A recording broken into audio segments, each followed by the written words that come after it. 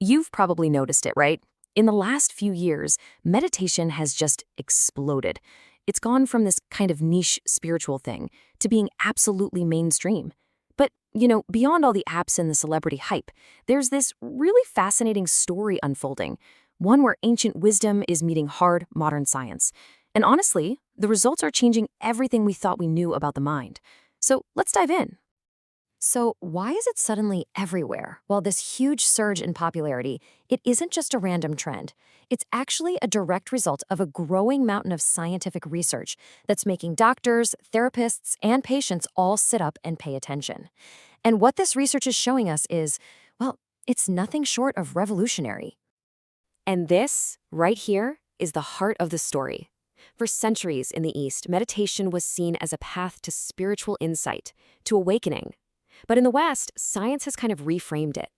It's seen now as this powerful, practical tool for self-regulation, a way for us to consciously manage our own minds and bodies, and even influence our physical health. And that shift in perspective, that's what opened the door for meditation to walk right into the clinical world.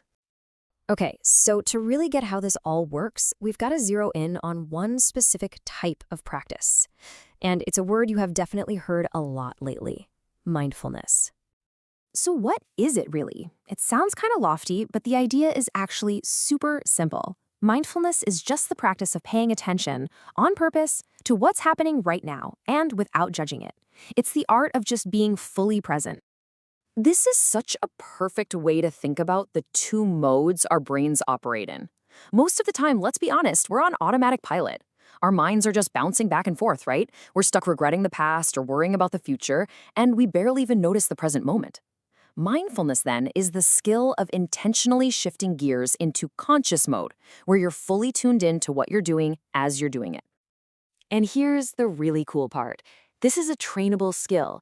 It's not something you either have or you don't. It's like a muscle that you can actually strengthen with practice. In fact, we can get a little taste of it with a surprisingly simple exercise. Okay, this is a classic for a reason. Imagine you're holding a single raisin, but you pretend you have never ever seen one before. You really look at it, the little ridges, the colors, you feel its wrinkly texture. You bring it up to your nose and smell it. Then you put it in your mouth, but don't chew yet, just notice it. Then you start to chew, slowly, and pay attention to every single burst of sweetness. See, it's not about the reason. It's about training your attention to stay right here, right now, with this one simple thing. And ultimately, that's the whole game. The goal is to learn how to observe our own thoughts and feelings like they're just clouds passing in the sky. They show up, they hang around for a bit, and then they drift away. We don't have to get swept away by them. We can just watch. So, now that we have a handle on what mindfulness is, let's pivot and see what happens when these ancient practices meet the world of modern medicine, because this is where things get really profound. Now, it's really, really important to be clear about something here. Meditation is not a cure. It's what's called a complementary therapy. That just means it works alongside conventional medical treatments to help support a patient's total well-being. And if you want to see just how powerful this can be, there's maybe no better example than how it's used to support patients going through the immense challenge of a cancer diagnosis and treatment.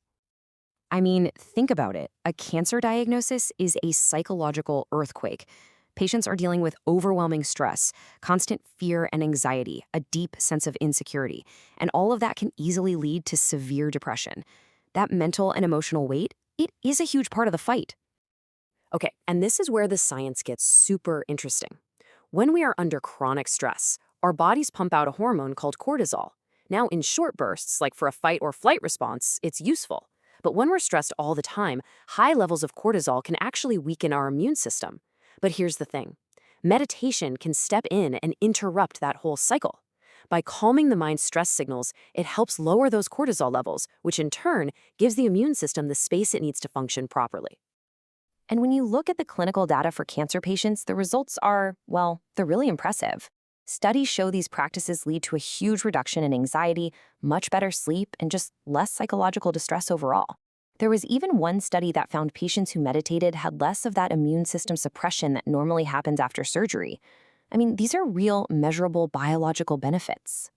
All right, so we've looked at the science, we've seen how it's used in hospitals, But what does all this mean for, us in our regular everyday lives? Because the real power of mindfulness isn't about sitting on a cushion for 20 minutes a day. It's about learning to bring that same quality of focused, present attention into all the other moments of your life. And you can literally practice this anywhere. Next time you're washing the dishes, just wash the dishes. Actually feel the warm water on your hands. Hear the sound of the plates. When you're brushing your teeth, really feel the bristles and taste the mint. All these little routine things we do on autopilot are actually perfect opportunities to practice being present. And that kind of brings us to the big takeaway here. You don't have to carve out extra time or change your whole routine to start doing this. You just have to change how you pay attention. So the question is, what's one little moment, just one, that you can choose to be fully here for today?